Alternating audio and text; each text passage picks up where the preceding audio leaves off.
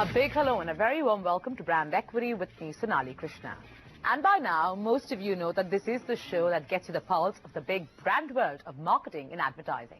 So without wasting any more time, let's get straight to business and look at what's lined up for you over the next half hour. Right on top, the sudden spurt of experiential stores from online retailers is something that cannot be ignored. Be it in the form of a pop-up, an experiential store, a pickup point, or good old regular retail, a lot of e-com players are resorting to launching an offline retail presence in an attempt to boost traffic.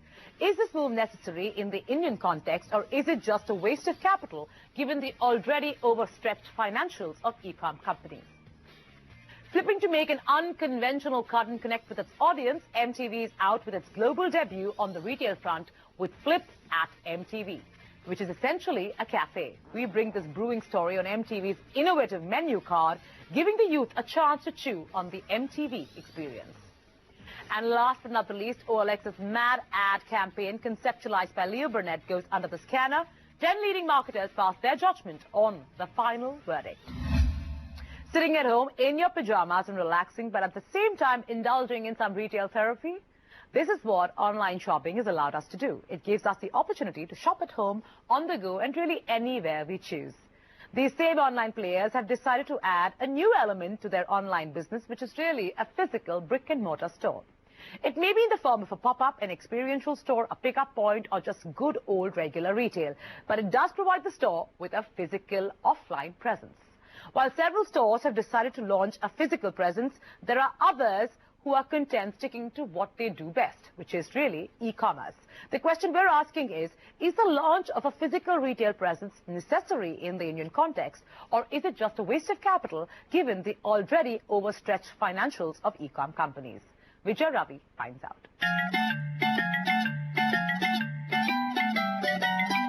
E-commerce seems to have unlocked multiple tabs, crafting newer dimensions to the window shopping jargon.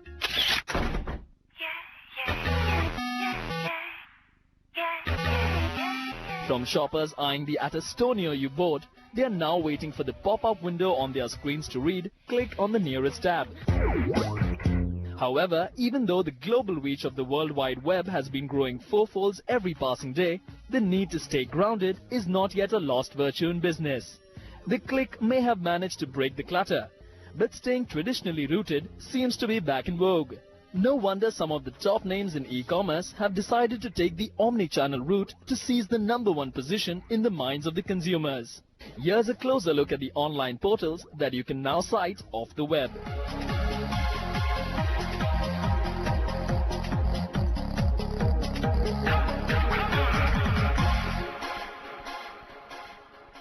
Globally, are there a lot of such models where online have gone offline? There aren't too many, right? So my question is, if globally it works everywhere, why do you have to do it differently in India? I don't know. My sense is in India, people want results much faster than probably they have done it globally. And so when you want results faster, you're trying to accelerate, and we'll have to see whether it works. Caught in the dictionary of the outmoded is the phrase "seeing is believing." The nouvelle marketing theatrics demands the need of the experiential entity on the vanguard. No wonder, despite the online boom, online sites are scrolling their way into the offline worlds. More than a marketing tool and an additional sales channel, hitting ground zero is the newfangled way to advertise for these players. Globally, however, few brands have taken to this, barring a handful such as Grana, Bonobos, Warby Parker, and more recently e-com giant Amazon. We're getting a lot of customer feedback where our customers were saying that, given we're a fashion brand, they really wanted to have a touch point as well where they could go and try out some of the clothes and then, buy at the store or buy online eventually. We've realized that most of our customers, when it came to buying lingerie, required specialized consulting with respect to fit. That is where we started thinking about, can we open out, studios where a customer can walk in and get herself fitted in terms of the right lingerie for her body shape, for the size, the fabric, etc., the cut and design. And most customers thought that this was a fantastic idea. So the brand discovery process still owes, offline plays a very important role in that part. The online part of it really is more of a transaction point many times, and I don't think today with bandwidth speed and where technology is, it's evolved enough to say that just being purely online you can provide every kind of brand experience on that. It might happen in the future, but as on today it's not ready for it.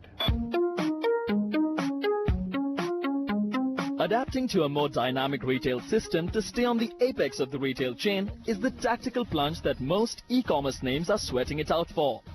With an underlying plan to make online and offline a more cohesive experience, the question still remains, does it fit the bill? Aiming for maximum hits on the web world to having maximum footfalls hitting the offline store isn't quite two sides of the same coin.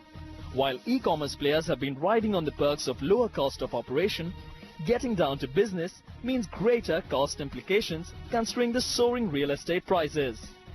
So the foreword to the new chapter ought to begin with a daunting question. Is there a transactional justification to this experiential endeavor?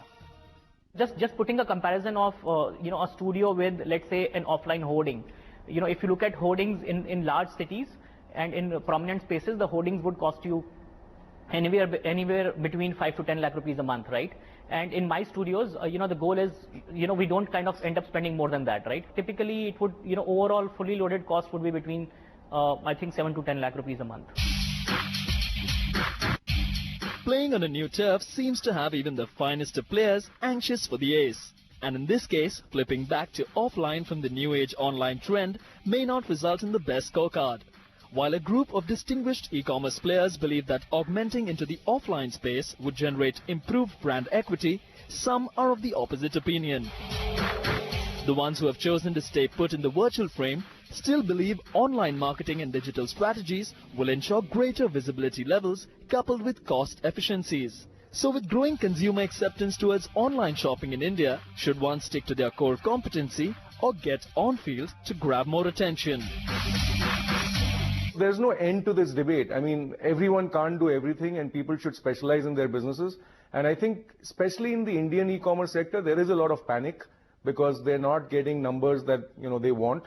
They're getting their GMVs, which make no sense. Their losses are just growing. And the VCs or the private equity funds which have funded them are saying, we're going to pull the trigger, we're going to pull the trigger. So people are trying all kinds of crazy things. The reason one would do offline is for, let's say, building trust or to give touch and feel experience to the customer. On the trust question, we are pretty clear that, real consumer trust is built on the basis of fantastic product and great customer word of mouth. So actually just building physical stores is not necessarily an outcome which leads to great customer trust. Trial is better than visualization. Such would be the crux that specialized e-commerce verticals would pillar their decision to go offline with. With more currency on the splurge spectrum, greater is the need for physical presence. Categories like jewelry, lingerie and furniture attribute their experiential setups with the aim to drive greater consumer experience coupled with a quality audit, guaranteeing value for big money. That being said, some clothing and apparel e-commerce brands that are off the big money radar too have decided to tag team with their offline offerings to steer greater sales. The move is courageous, and while one can safely tip one's hat for the sheer bravado, the question that seems to be in most minds is whether the payoff will equal the grandeur of their move. Opening an offline store was primarily about visibility and brand building. Being at the right locations, being seen by the right customers who typically shop online from us is what is more important to us than treating it as just a distribution channel. So for us, whereas we'll continue to be online first, the idea is to build the brand by being present in key offline locations as well. In fact, what they could do is simply go to a Shopper Stop, Lifestyle and other format store and just tell them we want to be in your store. I mean, just as they are going on the online companies, the online companies could also do the other way around. I mean, from online brands, that is, they could do it. Just people would want to walk into a small setup where they can check out various finishes, various material types, etc. And that is what, kind of studio helps them achieve. 97% of the category, even today, is being purchased without real touch and feel. A carpenter will come to your home, maybe show you some photographs, maybe show you some fabric swatches, and that's how you'll make the purchase. So really speaking, your larger part of the customer today is purchasing the products without experiencing the touch and feel. There are so many people who are discovering online, and then their choice of shopping is still not maybe purely online, but we are also saying that once they've shopped online, a lot of them kind of lose the distribution network, and they are sometimes shopping offline or online, and they walk into a store with the mobile app in their hand as well and saying, this is a product I want to see. Depending on the value they're looking at, they are moving across channels as well. It's funny because if you look at the Western markets, you know, some of the luxury products also like jewelry or very high-end ladies' footwear is now becoming online. So here in India, I think we are going in the reverse direction, that because we were not able to succeed with an online business, or we didn't have the patience to, you know, perceive enough, therefore we should go and open offline stores. Shopping isn't a destination anymore. It's a journey you can enjoy as per your convenience. But as noted e-commerce players choose to create a marketing melange, setting up offline spaces to boost their online presence, the road ahead seems to be an antithesis of sorts. So would this be the new grammar to the e-commerce lingo, or a hyperbole with little to exclaim by the end of it? Only time and tab will tell. Interesting times ahead for the e-com space, and while you digest that, we're heading into a quick break. But coming up, MTV is going all out to ensure they're top of mind with their target group with the launch of its first ever cafe in the world in Delhi called Flip at MTV. Stay tuned.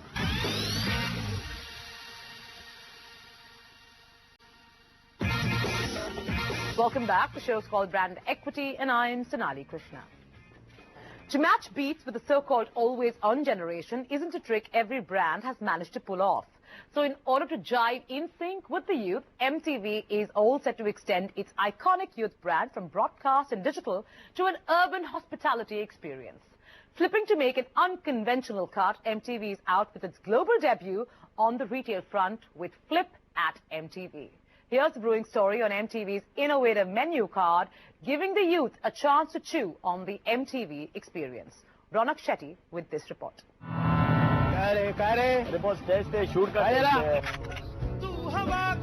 In the television arena, fewer names have managed to win the bout of beats when pitted against MTV.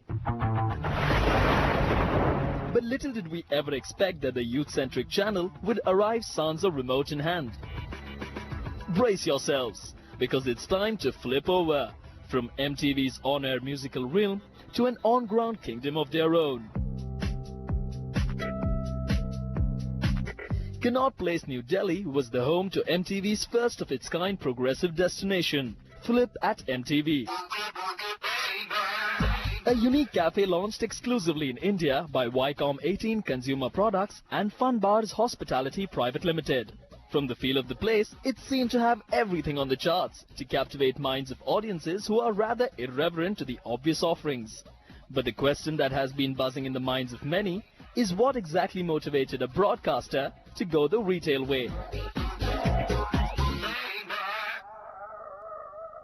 The strategy behind this is, if you look at one of our key strategic pillars, is to build ecosystem around all our brands. And if you look at MTV as a brand, it's an iconic youth brand in India. It's an idea to build experience and fun zones. And therefore having a destination MTV hangout, in a manner of speaking, is what gave birth to Flip at MTV.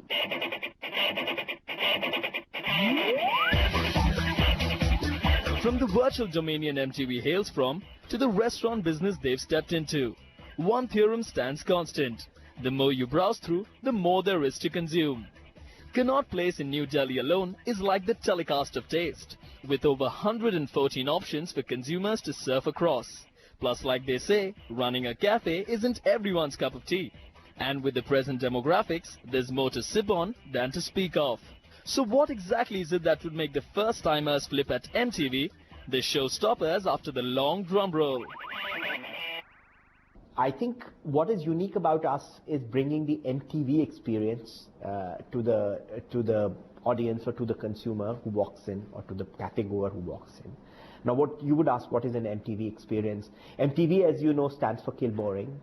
So that's one thing. So there will be so many things in this cafe which will be very different, starting with the classic MTV Bakra, as you may know. So I think MTV Bakra is a concept where you make fun of the other person. Also, the second unique feature is this is a cafe which blends in what we call work, chill and play. So in the morning, it's like a work zone. You could come in your small teams and you could work, so totally Wi-Fi enabled, enabling people to sort of connect, doing all kinds of activities which are possible. So that's the workplace.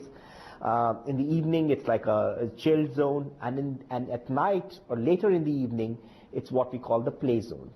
The other third unique feature is the use of IT. There is interactivity at every level, to the extent that as you walk into this cafe, you could find out how many journalists are sitting in the cafe at this moment, how many brand marketeers are there, so therefore it's basically going to try and connect. India's one-of-its-kind urban hospitality experience, Flip at MTV, aims at replacing the cliché, all work and no play make Jack a dull boy. Thematically, with work, chill, play. And the tactful move to extend the brand MTV from broadcast and digital space to an on-ground experience couldn't have come at a better time.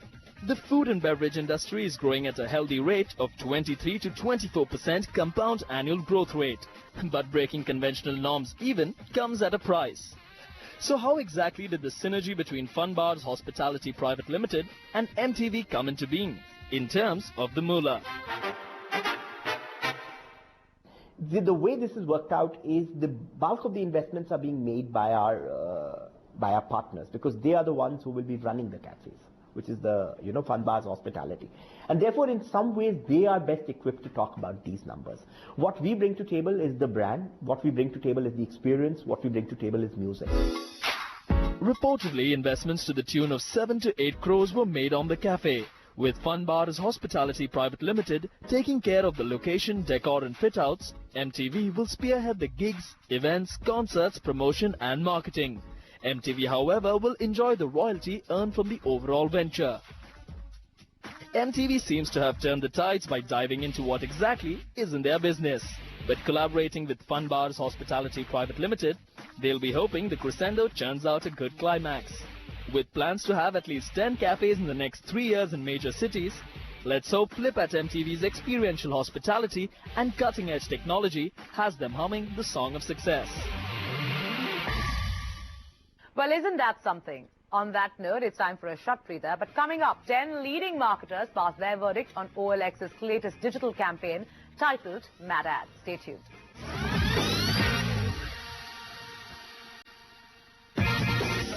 Welcome back. You're watching Brand Equity, and I'm Sonali Krishna. Now, advertising on OLX just got a whole lot more interesting. The online classified platform is asking sellers to create fun videos and static ads with the help of 10 eccentric, over-the-top characters to help sell their products. The Mad Ad digital-only campaign conceptualized by Leo Burnett is giving consumers a glimpse of the characters they can use for their own ads. But will this campaign translate into consumers actually using the platform? Well, we got 10 leading marketers to answer just that on the final verdict. क्या आप चमत्कार में विश्वास रखते हैं?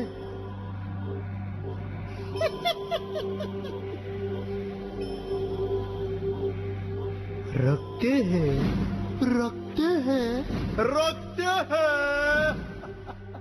ये चमत्कार तो हो सकता है बार बार, पर बालक, ये चमत्कार सिर्फ एक बार हो सकता है।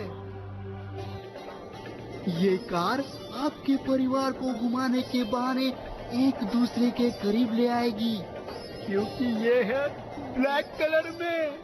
और सबसे फन वाली बात तो ये है, इसकी कीमत है मात्र इतने रुपए।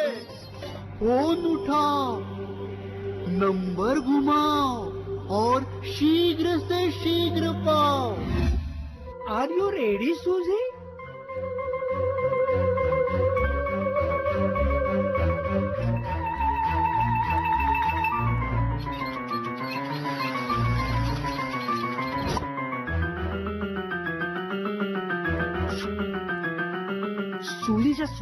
bananas for me. You know what makes me go bananas? Yes, phone. It makes your voice reach miles away in different directions. इसका वैज्ञानिक येलो रंग can change your structure to a banana and its price less than केले का छिलका. Dial this number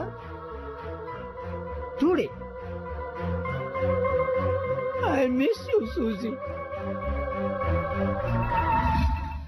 नमस्कार, आज की ताज़ा खबर। दुनिया भर के लीडर्स ये जानना चाहते हैं कि ग्लोबल वार्मिंग की असली वजह क्या है। इज इट लहसुन? और एक चुटकी हिंग। इसे धीमी आंच पर भूनिए और लीजिए, तैयार है आपका लाजवाब चोखा। What a shot! What a beautiful shot from a world-class batsman! TV पे क्या देखना है? So difficult to decide. What is easy to decide is this.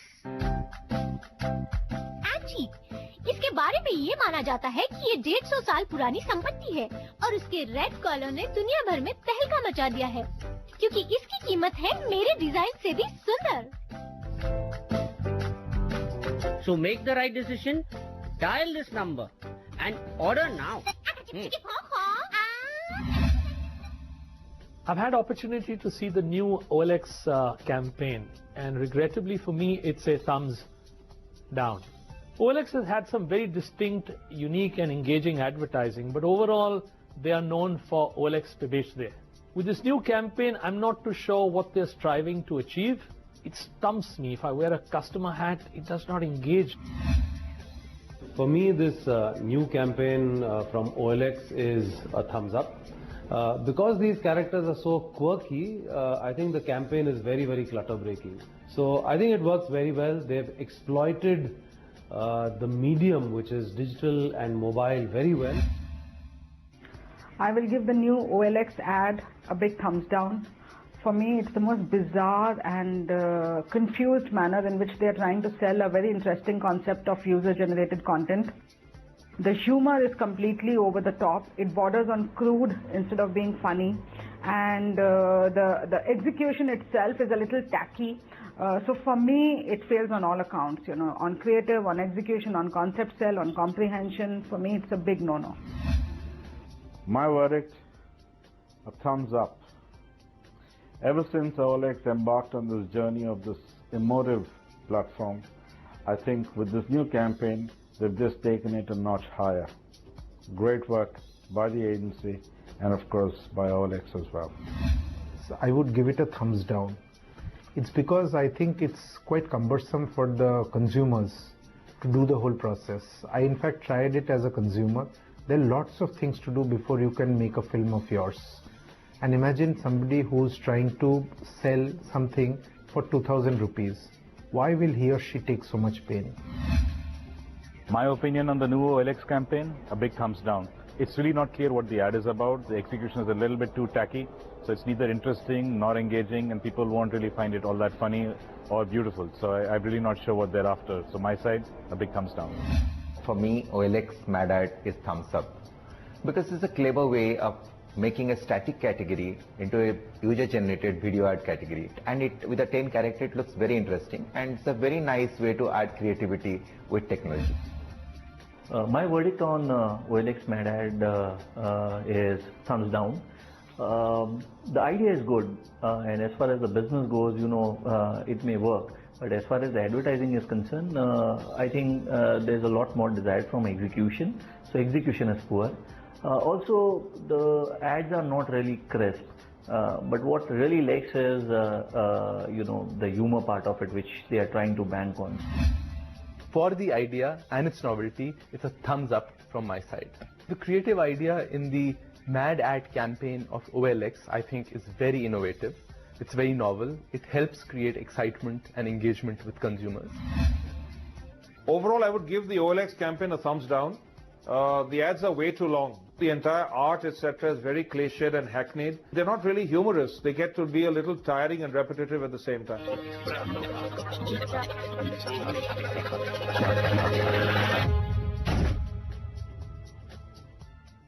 And with that, we wrap it up right here on Brand Equity. We hope you enjoyed the show. To take the time and drop us a line at brandequity@etnow.tv, or alternatively log on to our Facebook page. That's facebook.com/brandequity to be up to speed with what's happening in the world of brands. You could do the same on Twitter @brandequitylive. I'll see you next week, same time, same place. Until then, adios.